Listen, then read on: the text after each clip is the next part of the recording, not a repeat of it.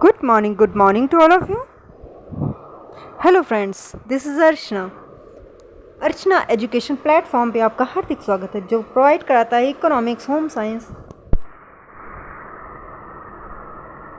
And general studies related all the content completely free of cost.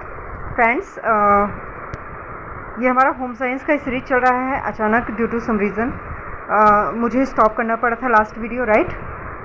उसी के आगे अभी गैस अवस्था पे हम थे। गैस जो है पानी की 3 अवस्थाएं, ठोस, द्रव हमने पढ़ लिया था। गैस पे हम थे, ठीक है। वहीं से मैं रिस्टार्ट करती हूँ और क्विक अपना करेंगे, ठीक है, रिवीजन करेंगे। And so without wasting a time let's start. First of all, आकाश में दिखाई देने वाले मेघ अथवा बादल जल की गैस अवस्था जल वाष्प के उदाहरण हैं, ठीक है ना। सामान्य जल गर्म करने पर पहले खौलने लगता है, धीरे धीरे जलवाष्प में परिवर्तित हो जाता है। वायु में सदैव जलवाष्प विद्यमान रहती है, राइट। जलवाष्प की प्राप्ति के स्रोत मनुष्य हो या पेड़ पौधे या फिर अन्य प्राणी जीवधारी, जल सभी के जीवन का आधार है। प्रकृति ने अपनी इस अमूल्य देन के पृथ्वी पर अनेक स्रोत उपलब्ध किए हैं। इन साधनों अथवा स्रोतों को निम्नलिखित वर्गों में विभाजित किया जा सकता है। समुद्र का जल, वर्षा का जल, धरातलीय जल, भूमिगत जल, राइट। Just wait. हाँ, समुद्र का जल पृथ्वी का लगभग 2/3, ठीक है ना, 2/3 भाग समुद्र है। यह जल विशालतम एवं प्रमुख स्रोत है। सूर्य की गर्मी से समुद्र का जल वाष्प बनकर ऊपर उठता है। यह जल वाष्प बादलों में परिवर्तित होकर जल के दूसरे स्रोत वर्षा के जल को जन्म देती है।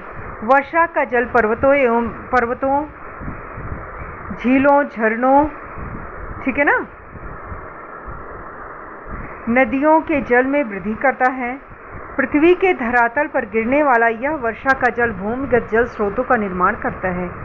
अंत में नदियों द्वारा जल पुनः समुद्र में जा मिलता है। समुद्र के जल में लगभग 3% सामान्य नमक घुला होता है, ठीक।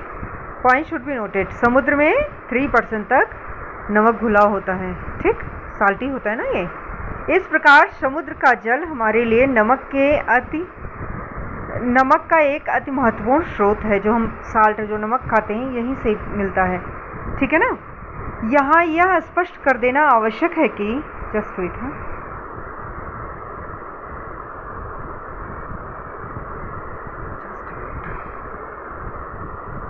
अरे रुको यार, नाउ दिस इज ओके।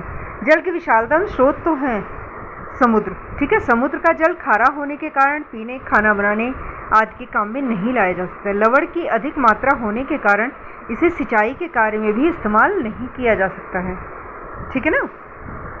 वर्षा का जल पृथ्वी पर पाए जाने वाले अन्य जल स्रोतों का मूल वर्षा का जल है। यह पूर्णतया शुद्ध होता है, परंतु पृथ्वी पर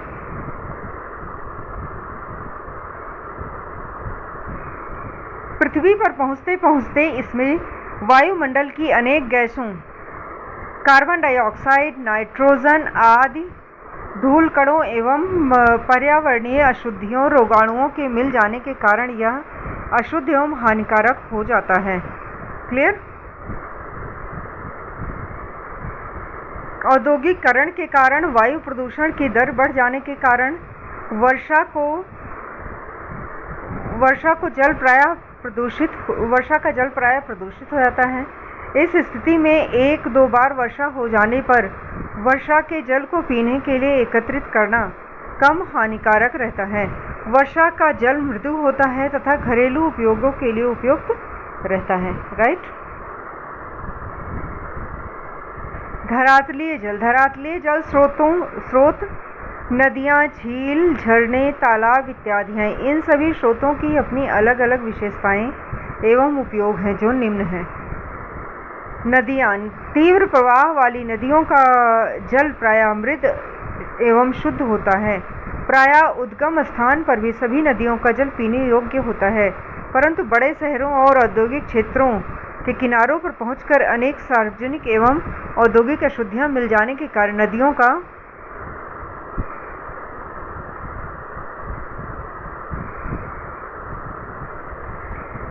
जल पीने के योग्य नहीं रह पाता। भाई हम इंसान ही हैं जो मतलब रिस्पॉन्सिबल हैं सारे हानियों के लिए, सारे नुकसान के लिए। प्रकृति ने हमें सब अच्छी चीज़ें दी हैं, लेकिन प्रकृति को हम जो है क्या करते हैं, मतलब गलत तरीके से इस्तेमाल करते हैं, और जो वही प्रकृति का आपदा आती है तो जो है फिर मतलब विनाश होता है, तो हमें लगता है कि अरे ऐसे कैसे हो गया। भाई जब प्रकृति का तुम उसका विध्वंस कर रहे हो, उसका नुकसान कर रहे हो, और वो तुमसे रिवेंज ले रही है, क्या बुराई है? सीधी सी बात है, पीने योग्य नहीं रह जाता। इस स्थिति में नदियों के जल को उपयुक्त उपाय द्वारा शुद्ध एवं साफ करके ही उसे पीने के काम में लाना चाहिए। करेक्ट। झीलें, झीलें वर्षा के जल का संग्रहित रूप हैं। ये प्रायः गहरी भूमि में बनती हैं। इनमें बर्फ पिघलने पर पर्वतीय नदियों का तथा वर्षा का जल एकत्रित होता रहता है। इस प्रकार झील प्राकृतिक होती है, जैसे कश्मीर की डल झील, नैनीताल की झील मानव द्वारा निर्मित कृत्रिम झील कहलाती है। मानव द्वारा जो झील होती है वो कृत्रिम झील होती है, या बांधों द्वारा बनाई जाती है, जैसे पंजाब का भाखड़ा नांगल बांध की झील। झील के जल को शुद्ध करके पीने योग्य बनाया जा सकता है। इससे विद्युत उत्पादन भी किया जा सकता है। करेक्ट।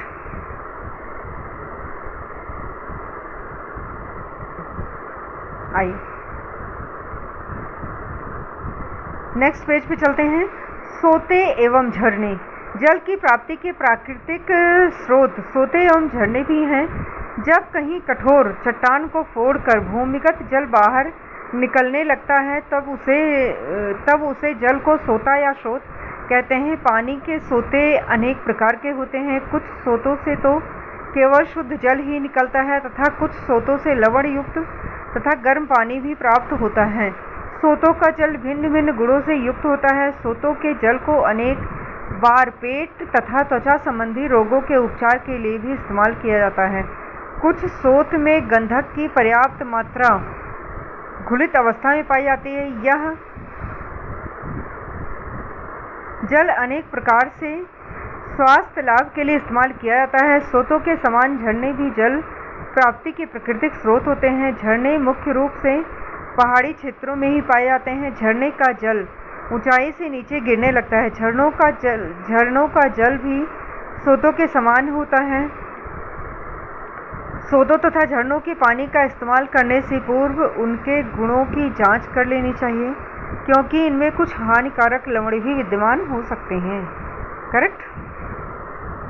तालाब, झीलों की तरह तालाबों में भी वर्षा का जल एकत्रित होता है। देहात में जल प्राप्ति का यह एक प्रमुख साधन है। ग्रामीण लोग इसमें स्नान करते हैं, वस्त्र धोते हैं, पशुओं को नहाने पीने का तालाब एक महत्वपूर्ण साधन है। करेक्ट।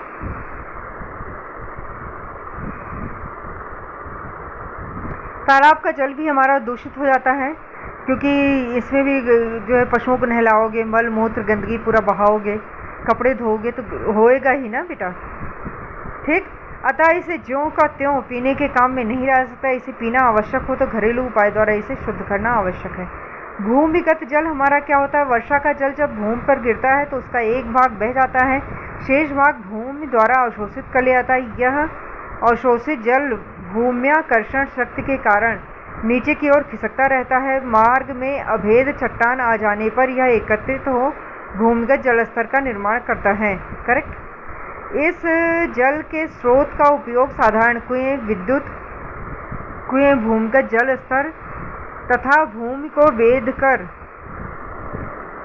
कुओं का निर्माण किया जाता है। कुएं प्रायः निम्न प्रकार के होते हैं।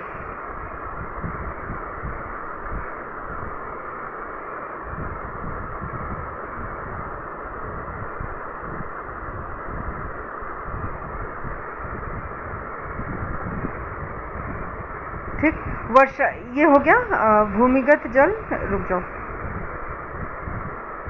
हाँ, निम्न प्रकार के होते हैं। पहला होता है उथला कुआं, भूमि पर प्रथम अप्रवेश स्तर तक ही खुदाई करके इन कुओं का निर्माण किया जाता है। इनकी गहराई लगभग 30 फीट होती है। भूमि में उपस्थित लवणों के कारण उथले कुओं का जल प्रायः कठोर होता है। गंदी जगह अथवा नाले के आसपास स्थित कुओं का जल पीने योग्य नहीं होता। गहरे कुएं, इन कुओं की गहराई लगभग 100 फीट तक होती है। इनका जल मृदु तथा अशुद्धियों से मुक्त होता है। करेक्ट।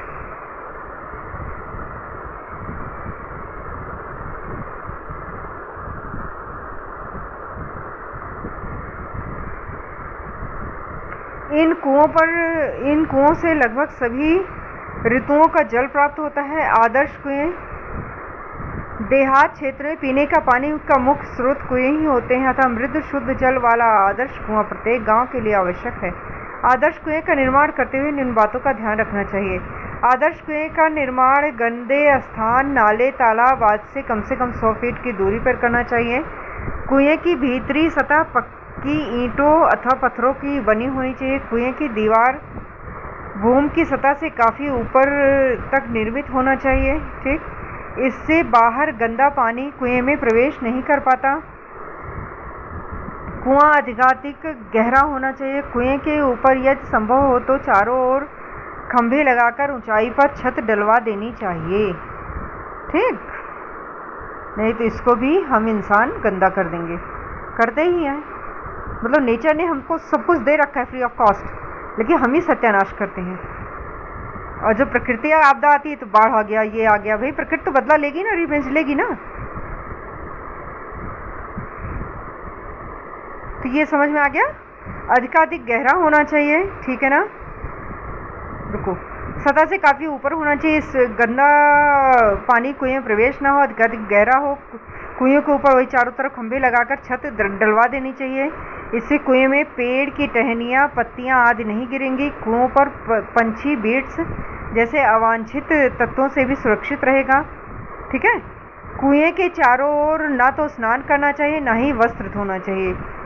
कुएं से जल खींचते समय गंदे बर्तन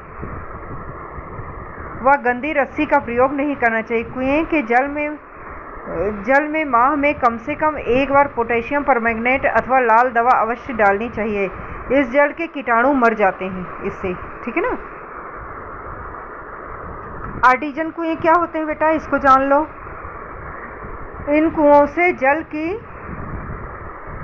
के दबाव के कारण स्वतः इन कुओं से जल पृथ्वी के दबाव के कारण स्वतः निकला करता है। फ्रांस के आर्टाइथ स्थान पर प्राचीन काल में इस प्रकार के कुएं बनाए जाते रहने के कारण इनका नाम आर्टिजन कुएं हुए। समझ गए आर्टिजन कुएं क्या होता है। इन कुओं में पृथ्वी पर जो जल का दबाव है वो जब बढ़ेगा तो अपने आप ये जो है जल स्तर बढ़ता जाता है, ठीक है ना। और ये फ्रांस के आर्टाइथ एक जगह का नाम है, वहाँ के नाम से वहाँ इस टाइप के कुएं बनते थे, इसलिए इसका नाम आर्टिजन कुएं पड़े। ठीक, इन्हें ही तालाब तोड़ कुएं भी कहते हैं। इनका सिद्धांत है कि यदि किसी स्थान पर किसी दूसरे स्थान की अपेक्षा भूमिगत जल स्तर बहुत नीचा है या पत्थरों की चट्टान के कारण रुका हुआ है, यदि चट्टान में छेद कर दिया जाए तो पानी स्वतः ही ऊपर की ओर दबाव के साथ उतनी ही ऊंचा उछलता है जितनी की ऊंची सतह होती है। आर्टिजन कुओं का जल गहरे कुओं के जल के समान शुद्ध होता है। Right dear. फिर हमारे नलकूप हो गए। नलकूप में जल स्तर को गहराई तक छेद कर लोहे की पाइप डाल दिया जाता है। इस जल को ऊपर खींचने के लिए हाथ के पंप अथवा विद्युत मशीन का प्रयोग किया जाता है। जो हमारा नलकूप का मतलब समझते हो, नल, ठीक है ना। इस जल को ऊपर खींचने के लिए हाथ के पंप अथवा विद्युत मशीन का प्रयोग किया जाता है। नलकूप का प्रयोग सिंचाई एवं पीने के जल आदि के लिए किया जाता है, जल की प्राप्ति के लिए किया जाता है। अधिक गहराई वाले कुओं का जल प्रायः शुद्ध होता है। करेक्ट। चलो प्रश्न 3 पढ़ देते हैं, समझ रहे हो। उसके बाद जो है ये वीडियो थोड़ा स्टॉप करेंगे, नेक्स्ट वीडियो फिर से बनाएंगे। राइट। प्रश्न 3 अपना, गाँव में शुद्ध जल की प्राप्ति का मुख्य साधन क्या है? वहाँ जल को शुद्ध करने होने से किस प्रकार बचाया जा सकता है? देहात में पेयजल के स्रोत क्या हैं? कुओं तालाबों का जल किस प्रकार दूषित हो जाता है? इनको दूषित होने से किस प्रकार बचाया जा सकता है? तालाब के जल की अशुद्धियों को रोकने तथा दूर करने के 5 उपाय बताइए। नदियों का जल किस प्रकार दूषित होता है? नदियों के जल को दूषित होने से बचाने के उपाय का वर्णन कीजिए। Dear ones, it was all about this video. अभी नेक्स्ट वीडियो पे हम फिर मिलते हैं। तब तक के लिए हंसते रहिए, मुस्कुराते रहिए, स्वस्थ रहिए, मस्त रहिए। खूब स्टडी करो, खूब पढ़ाई करो बेटा, क्योंकि वैकेंसीज आती ही जा रही हैं, राइट? एक सीट रिजर्व कर लो। Okay dear all, love you all guys.